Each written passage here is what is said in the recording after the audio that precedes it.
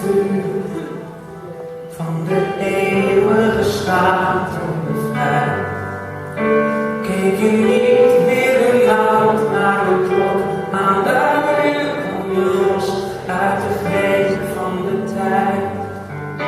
Zouden zorgen niet langer je leven bepalen, en had je voor angst geen ontzag.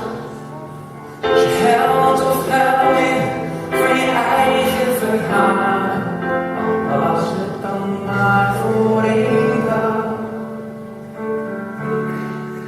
Zou de toekomst niet langer je denken beheersen, en leefde je voor het moment met een luisterend oor voor het kind in jezelf, zou je eindelijk weer zijn wie je bent.